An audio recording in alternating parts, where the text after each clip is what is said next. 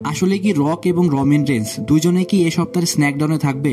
অনেকগুলো গণমাধ্যম থেকে কিন্তু এই বিষয়টা ইঙ্গিত দেওয়া হচ্ছে যে রক এবং রমিন রেন্স দুইজনে কিন্তু এই সপ্তাহে স্ন্যাকডাউনে থাকতে পারে। এর সব থেকে বড় কারণ হচ্ছে ডাব্লিউডাব্লিউ স্ন্যাকডাউন এখন নতুন একটা নেটওয়ার্কে দেখানো হবে। এই জন্য তারা চাইবে ডাব্লিউডাব্লিউ স্ন্যাকডাউনকে আরো আকর্ষণীয় করার জন্য। কিন্তু আপনারা যদি বিগত কয়েক সপ্তাহ স্ন্যাকডাউনের রেটিং এর দিকে তাকান তাহলে দেখতে পাবেন তার কতটা নিচে নেমে গেছে। এই জন্যই কিন্তু রমিন রেন্সকে এই সপ্তাহে যে স্ন্যাকডাউনটা হবে সেখানে কিন্তু তাকে হাইলাইট করা হয়েছে এবং কি এর পাশাপাশি অনেকগুলো গণমাধ্যমে এটাও ইঙ্গিত দিচ্ছে যে রকও সেখানে থাকতে পারে। আগামীকালের যে ফ্রাইডে নাইট স্ন্যাকডাউনটা থাকবে সেটা কিন্তু অনেক ইন্টারেস্টিং হতে চলেছে। নেক্সটে কথা বলবো অলমাইটি ববি লাসলিকে নিয়ে। গাইস, ববি লাসলি কিন্তু অলরেডি রেসলিং ওয়ার্ল্ডের সব থেকে আকর্ষণীয় একজন ফ্রি এজেন্ট। এখন অনেকেই বলছে AEW তে হয়তো ববি লাসলিকে দেখা যাবে। এর মধ্যে ববি লাসলি তার যে ভেরিফাইড ইনস্টাগ্রাম অ্যাকাউন্ট আছে সেখানে একটা পোস্ট করে যেখানে তিনি লেখেন যে তার জার্নি কিন্তু এখানেই শেষ নয়। সো গাইস, ডাব্লিউডাব্লিউ তে যে ববি লাসলি আসবে এটা সম্ভাবনা সব থেকে কম, কিন্তু AEW তে যাওয়ার সম্ভাবনা তার সব থেকে বেশি।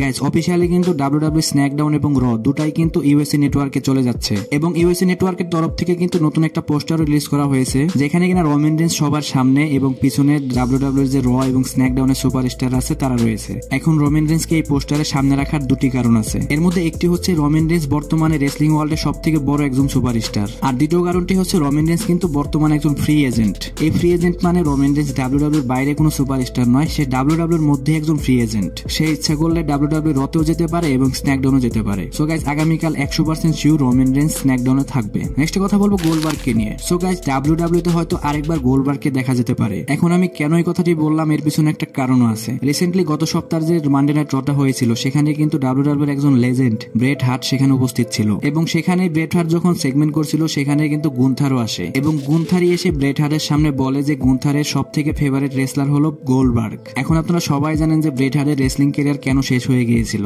যারা জানেন না তাদের উদ্দেশ্যে আমি বলি, গোল্ডবার্গ এবং ব্রেট হার্টের একটা 1-on-1 ম্যাচে গোল্ডবার্গের একটা অসতর্কতার কারণে কিন্তু ব্রেট হার্টের মাথায় একটা গুরুতর আঘাত পায়। এজন্যই কিন্তু ব্রেট হার্টের খুব অল্প সময় তার রেসলিং ক্যারিয়ার শেষ হয়ে যায়। এই জন্যই ব্রেট হার্ট রেসলিং এর বাইরেও কিন্তু গোল্ডবার্গকে গালি দিতে থাকে এবং সে সবসময় মনে করে যে ব্রেট হার্টের যে রেসলিং ক্যারিয়ার শেষ হয়ে গেছে এর সব থেকে বড় কারণ হচ্ছে গোল্ডবার্গ। এখন আরেকটি কারণ হচ্ছে ব্রেট হার্ট কিন্তু একজন ক্যানাডিয়ান। সো ডাব্লিউডাব্লিউ যে নেক্সট ইভেন্ট থাকবে সেটা হলো সার্ভাইভার সিরিজ, সেটা কিন্তু কানাডাতে এবার অনুষ্ঠিত হবে। সো এখান থেকে বোঝা যাচ্ছে যে গোল্ডবার্গকে খুব তাড়াতাড়ি হয়তো আমরা ডাব্লিউডাব্লিউ তে দেখতেও পারি। সো গাইস, কে কে চান গোল্ডবার্গ আবার ডাব্লিউডাব্লিউ তে ফিরে আসুক অবশ্যই কমেন্ট করে জানান।